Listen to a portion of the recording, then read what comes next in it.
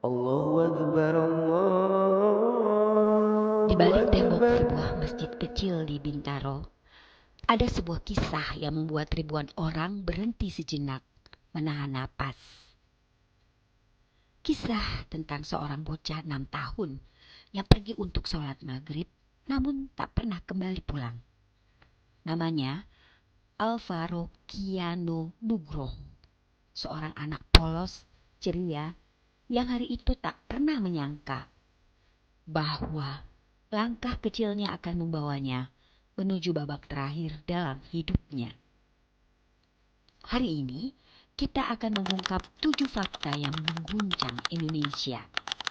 Fakta yang bukan hanya mencabik logika, tetapi juga menghantam sisi paling dalam dari nurani manusia. Selamat datang di channel ini. Mari kita buka lembar demi lembar tragedi yang masih menyisakan luka hingga kini.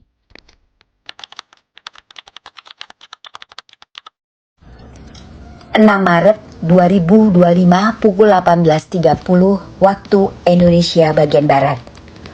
Masjid Jami Al-Muflihun di sebuah gang kecil kawasan Bintaro. Sore itu, Alvaro datang bersama neneknya untuk melaksanakan sholat maghrib. Tak ada yang aneh, tidak ada firasat buruk. Seorang anak kecil mengenakan pakaian bersih, berdiri di saf pertama. Suara imam mengalun dan dunia terasa tenang. Hingga sebuah sosok datang. Sesosok laki-laki berusia hampir 50 tahun. Dialah Alex Iskandar, ayah tiri Alvaro. Alex sempat menanyakan kepada marbot masjid, "Anak saya di mana?" Marbot menunjukkan lantai atas, tempat anak-anak biasa bermain atau menunggu. Dan dari sinilah tragedi dimulai. Alex mengiming-imingi Alvaro dengan kalimat sederhana, "Ayo, kita beli mainan." Sebuah kalimat yang bagi bocah 6 tahun tak pernah terdengar sebagai ancaman.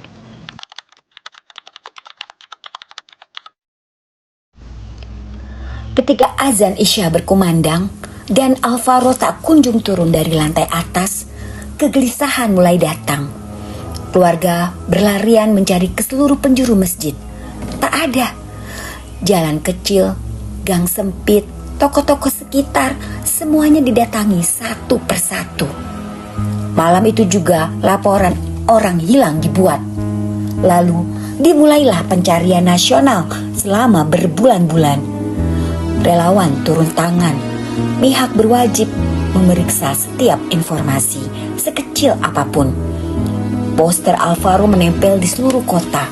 Media menyiarkan foto kecil dengan mata polos yang memohon ditemukan. Namun, ada satu hal yang membuat semuanya makin gelap.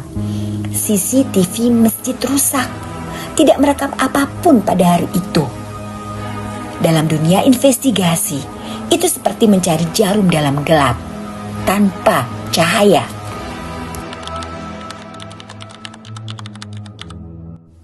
Setelah 8 bulan pencarian tak membuahkan hasil, penyelidikan mulai mengarah pada lingkaran terdekat. Satu persatu gerak-gerik Alex Iskandar mulai terasa janggal.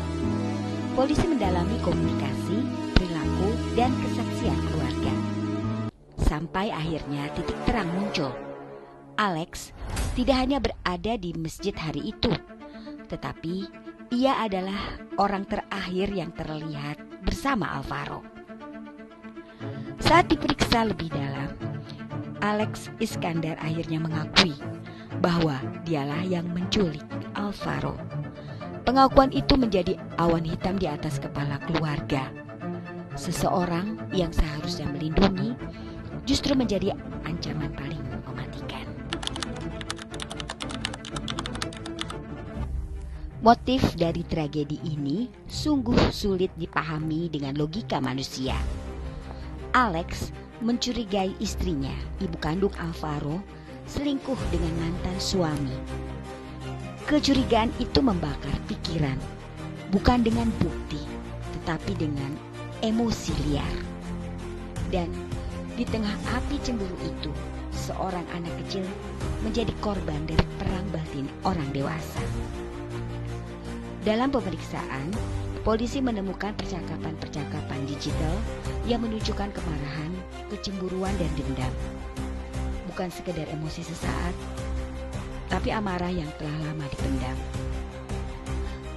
Tragedi ini menjadi contoh pahit bagaimana satu pikiran gelap dapat menghancurkan seluruh kehidupan seseorang. Pengakuan Alex sangat mengejutkan. Setelah keluar dari masjid, Alex membujuk Alvaro untuk beli mainan.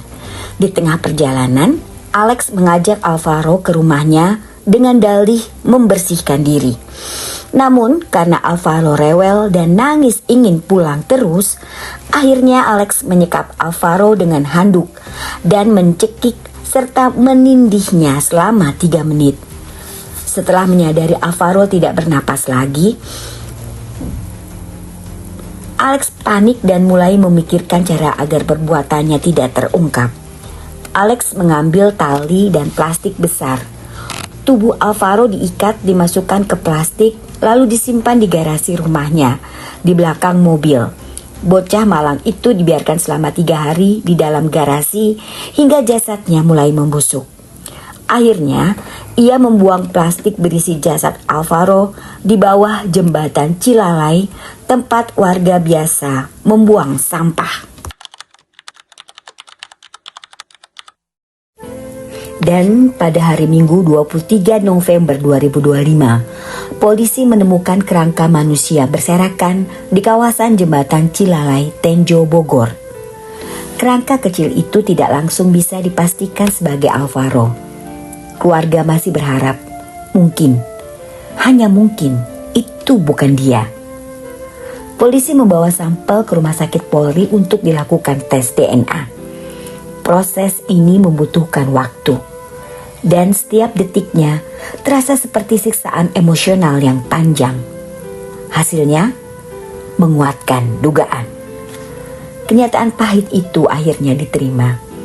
Alvaro sudah pergi. Namun, ini bukan akhir dari kejutan. Pelaku utama, Alex Iskandar, tewas di ruang konseling Polres Metro Jakarta Selatan. Ia meninggal dunia sebelum proses hukum berjalan tuntas.